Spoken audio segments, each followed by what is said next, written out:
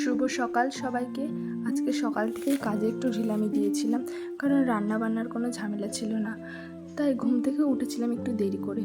তারপর ঘুম থেকে উঠে বাসি কাজ সেরে চা বানিয়ে ফেললাম। মেয়েরও পড়তে যাওয়ার সময় হয়ে গেছিলো, তাই একবারেই চাটা বানিয়ে ফেললাম। দুজনে মিলে চাটা একসাথে খেয়ে নিলাম। ওইদিকে চিকুবাবু এসে হাজির। ও একদম টাইম মতন বিস্কুট খেতে চলে আসবে। সবার মিস হলেও ওর একদমই মিস হবে না।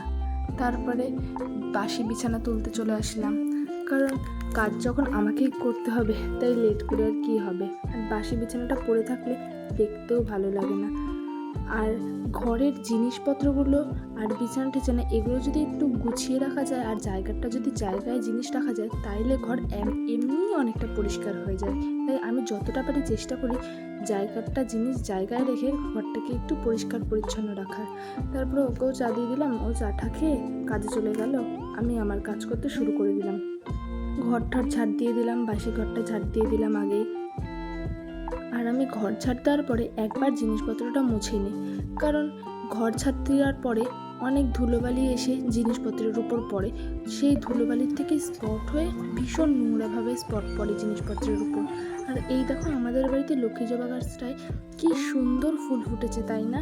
দেখতে এত সুন্দর লাগছে, রাস্তা দিয়ে যেই যাচ্ছে সেই বলছে কি ভালো লাগছে। আমার কাছে তো অনেকে ডালও চেয়ে বসেছে। তারপর আমি এই আমার ইনডোর প্ল্যান্টগুলোকেও অনেক যত্ন করি, অনেক ভালোবাসা দিই।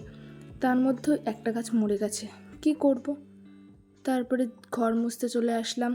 ঘরটার মুছে তাড়াতাড়ি করে স্নান করে দিলাম, কারণ ওই যে আগেই বললাম আজকে কোনো রান্নার ঝামেলা নেই, কারণ আমার আজকে নিমন্ত্রণ আছে বাপের বাড়ির ওদিকে। স্নান করে ওই কিছু জামা প্যান্ট ছিল সেগুলো মেলে রেডি হয়ে বাপের বাড়ি চলে আসলাম। আর এই দেখো আমার বাপের বাড়ির গরুর গোয়াল। এই গরুর গোয়ালটা হচ্ছে আমার দিদির জায়গায়, খুব সুন্দর। তোমাদেরকেও দেখিয়ে দিলাম গরুগুলোকে। আর এই যে এই ঠাকুর দুটোকে দেখলে, এই ঠাকুরের উৎসবে এসেছিলাম আমরা প্রসাদ খেতে, তাই জন্যই বাড়িতে রান্নার কোনো ঝামেলা ছিল না। দুপুরে রান্না করিনি, তাই কি হয়েছে, রাতে তো রান্নার ঝামেলা রয়েই গেছে। তাই সন্ধেবেলায় আরেকবার চা করে দিলাম, দিয়ে রাতের রান্না করতে বসে পড়লাম।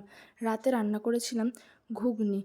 তাই সর্ষের তেল গরম করে তার মধ্যে প্রথমে ফোড়ন দিয়ে নিলাম, তারপর তার মধ্যে নারকেল কুচিগুলোকে ভেজে নিলাম, তারপর আলুটা ভেজে নিলাম নুন হলুদ দিয়ে, আর সামান্য চিনি দিয়ে দিলাম।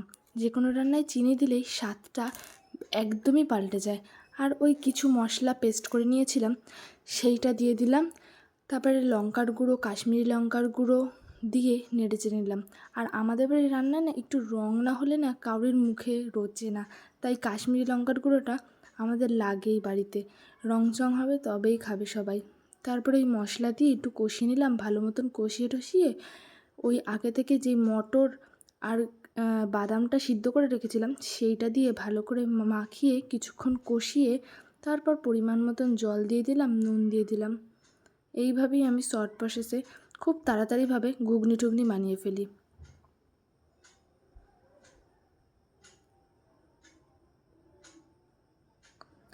এইদিকে ঘুগনি ফুটতে থাকুক, আমি যেই বাসন কটা জমেছে সেই কটা ধুয়ে নিলাম, কারণ বেশি বাসন জমে গেলে পরে আমাকেই ধুতে হবে।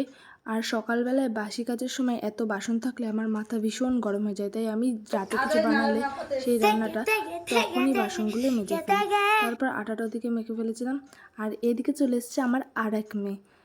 আজকে রাত্রেবেলায় লুচি ছোলার ডাল, লুচি ঘুগনি, তাই ওকে ডেকে নিয়েছিলাম রাত্রিরে। তাই সবাই মিলে লুচি ফুলকো ফুলকো আর ঘুগনি আর মিষ্টি নিয়েছিল ও, সেই মিষ্টি দিয়ে ডিনার কমপ্লিট করে